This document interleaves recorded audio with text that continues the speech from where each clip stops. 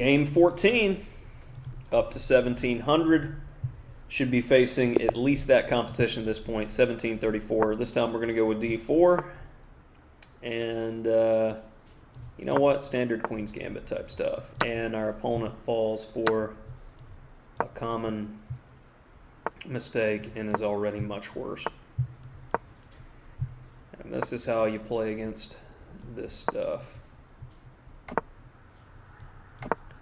I'm going to go Queen E2, E5, and try to mate the guy.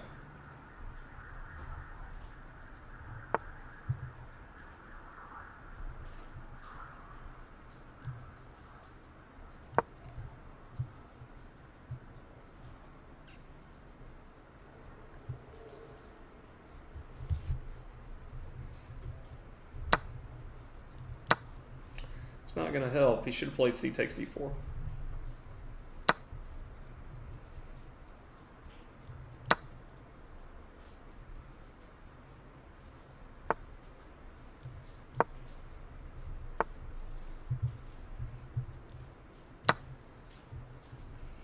Now that E6 pawn is going to be weak forever and ever and ever.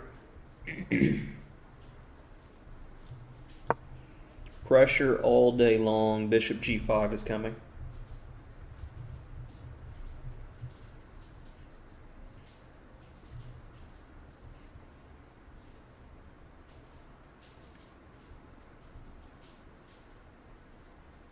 Bishop A3 is also an interesting move to consider here. Huh.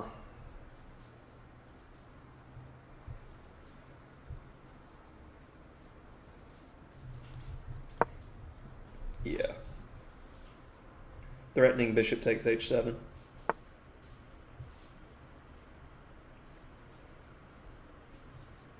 Bishop takes, pawn takes, queen takes. Queen E7, knight E5.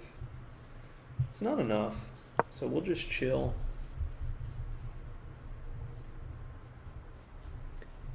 See if he moves his bishop, which he does.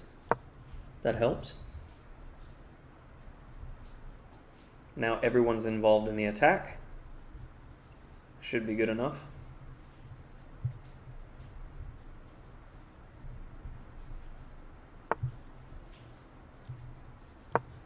Threatening knight G6.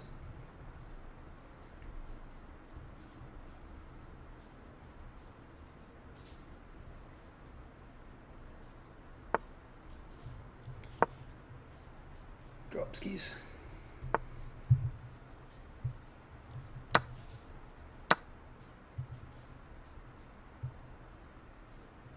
And let's get a lift in.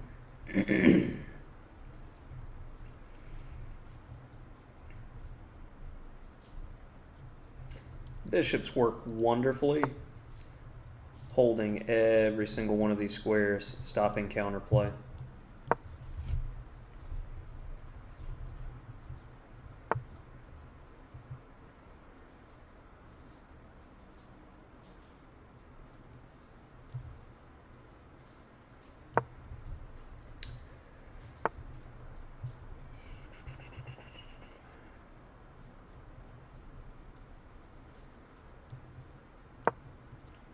Looks pretty good.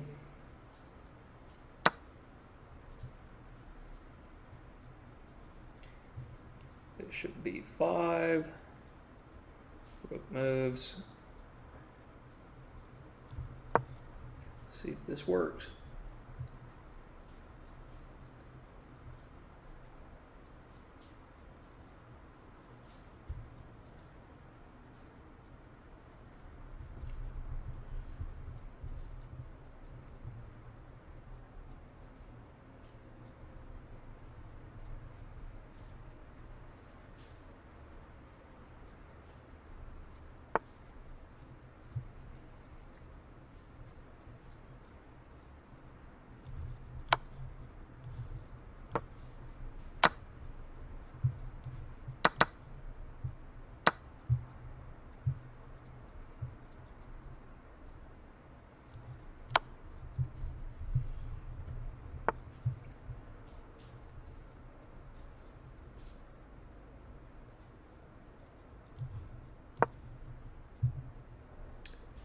Attacking a bunch of weaknesses, gotta be good.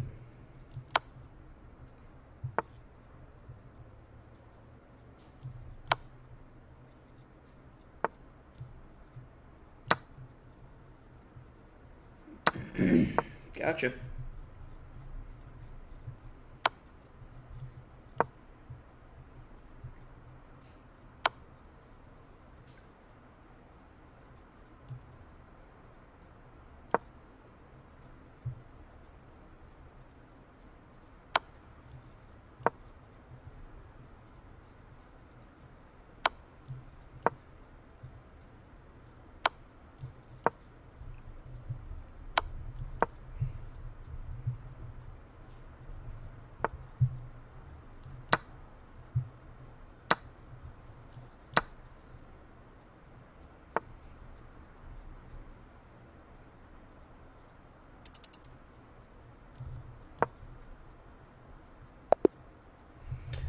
Okay, so let's take a look at this opening, because this is a very big mistake on move 2, and I'm surprised to see it from a 1700. This is a mistake that I classify as for players under 1200.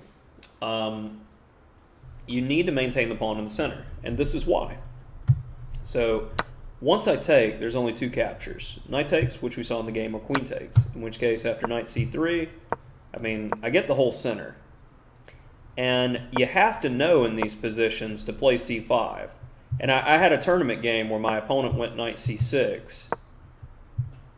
And you go bishop d3 because you already have this idea. The queen drops.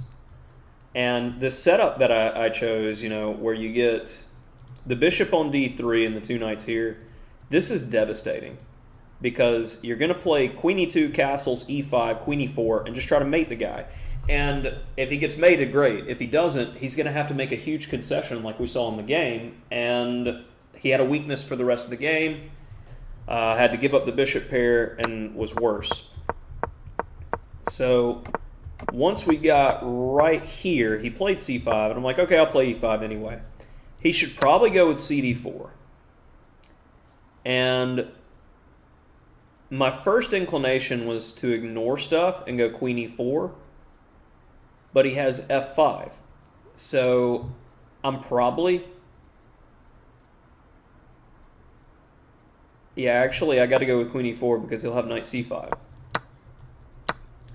And I'll end up getting this position, which if rook d8, I have bishop e3, if e5... Oh, I don't even have bishop c4 check. Maybe I'm not in great shape here, because if knight c2, he actually has bishop takes c3.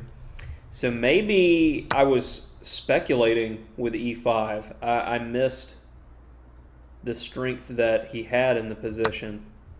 So cd4, queen e4, f5, pawn takes, knight takes. That's what it is. Queen h4 with the idea, if he takes here, I'll take his bishop. So that I can be pretty satisfied with, other than the fact that I'm hanging a bishop here. It's analysis sometimes. So the question is, after c5, how should I probably handle this? And honestly, building a big center with a3 is the easiest way to go. And you'll get a position very similar to the main game. So, but thankfully my opponent did not play the critical line. He helped by solidifying my pawn structure, and then at this point that guy's weak forever, and I'm just going to tickle for weaknesses. And with the bishops here, like I pointed out during the game, you're just controlling all these squares, so there's no entry point for a black rook. And there's no targets for black to attack. While I'm just going to improve my position. The last rook's involved somehow. Now the knight's getting ready to drop into g6, so there's the exchange. And now I'm just going to continue to focus on the weakness. Now the rook that was not doing anything is in the game. Everyone's coordinated. he's having to do everything he can to defend. So f-pawn wasn't doing anything, so let's snap the back. And I figured rook e6 would be his move, but I'm able to go to this force down sequence, and I'm okay with trading because I know that the position's going to fall apart for him relatively quickly. And then because of this pin, all you got to do is find a way that you're not checked, and the way was to walk all the way over to the king. And now here in this position, this one is going to be lost for black, even if he had, both sides had a limited amount of time.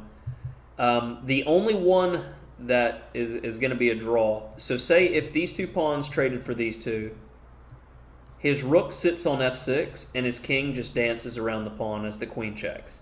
That's the only fortress position that works. Even if the pawn's up one square, that's actually, you can get behind it and it makes a difference, and you're able to reach a queen versus rook position, which is a theoretical win. So that's it for another one.